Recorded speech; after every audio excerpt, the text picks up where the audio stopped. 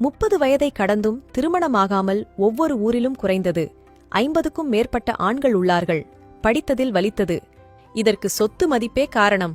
அதாவது மாப்பிள்ளைக்கு அடிப்படை சொந்த வீடு அல்லது விவசாயத் தோட்டம் 2 ஏக்கருக்கு மேல் இருக்க வேண்டும்.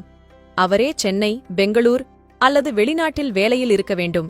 வீட்டுக்கு ஒரே பையனா இருந்தா ரொம்ப நல்லா இருக்கும். அப்புறம் இதெல்லாம் இருந்தாலும் தோற்றத்தில் திரைப்பட நடிகர்கள் விஜய், அஜித் அவர்கள் போல் இருக்க வேண்டும். இதில் இப்போது என்ன பிரச்சனை என்றால், எதிர்பார்ப்புகள் அதிகமாக இருப்பதால் திருமண வயதை கடந்தும் ஆணும் பெண்ணும் அதிகமாக இருப்பதுதான். சரி, இதன் விளைவு என்ன என்று பார்ப்போம். 1979 வரை ஒவ்வொரு கிராமத்திலும் பலருக்கு குறைந்தது 5 முதல் 10 குழந்தைகள் சர்வசாதாரணமாக பெற்றுக்கொண்டார்கள். 1980க்கு பின் 90% குடும்பத்தில் குறைந்தது 2 குழந்தைகள் முதல் 3 குழந்தைகள் உண்டு. 1990க்கு பின் ஒரே குழந்தைதான்.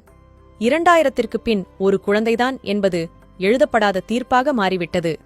ஆனால் 2010க்கு பின் ஒரு குழந்தையாவது வேண்டும், இறைவா என்று போகாத கோவிலும் இல்லை, பார்க்காத மருத்துவமும் இல்லை என்ற நிலையில் உள்ளோம்.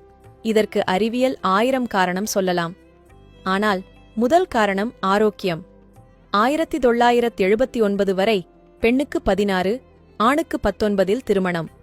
உணவு ராகி, கம்பு, சோளம். 1989க்கு மேல் பெண் 17, ஆண் 21. உணவு அரிசி 1992க்கு மேல் பெண் 18, ஆணுக்கு 24. உணவு பட்டை தீட்டப்பட்ட அரிசி 2000ற்கு மேல் பெண் 25, ஆண் 30க்குள். உணவு துரித உணவு 2010க்கு மேல் உணவு மைதா மாவில் தயாரித்த உணவு, வெள்ளை சர்க்கரை பயன்பாடு அதிகம், தரம் குறைந்த எண்ணெய் என மனித இனம் நோய் மற்றும் மலட்டுத்தன்மையின் தாக்கத்தில் இருக்கிறோம். இந்நிலையில் 28க்கு மேல் 35 வரையில் பெண்கள் அதிகளவில் இருக்கிறார்கள். ஆண்கள் 30 முதல் 40 வயது வரை உள்ளார்கள். வசதிகள் வைத்து திருமணம் முடிக்கப்பட்டால் அது வியாபாரம். திருமணத்துக்கு முன் ஏழையாக இருந்து பிற்காலத்தில் பணம் புகழ்பெற்ற மனிதர்கள் ஏராளம். முதலில் சொத்து சுகம் என வாழ்ந்து திருமணம் முடிந்து சில ஆண்டுகளில் ஏழ்மைக்கு வந்தவர்கள் அதிகம். எனவே வரும் காலம் இப்படிதான் இருக்கும் என்று தீர்மானம் செய்யாமல் நல்லதை மட்டும் நினைத்து மனங்கள் பிடித்தால் மனம் செய்யலாம். இதை வெறும் தகவலாக படித்துவிட்டு போக வேண்டாம். தயவு செய்து கொஞ்சம் யோசித்துப் பாருங்கள். குடும்பம் என்பது எவ்வளவு முக்கியம். அதற்கு பணம் தேவைதான். ஆனால் பணத்தால் வாழ்க்கையை இழந்துவிடக்கூடாது. நல்லொழுக்கமுள்ள மாப்பிள்ளையா பெண்ணா என கண்டறிந்து மணமுடியுங்கள்.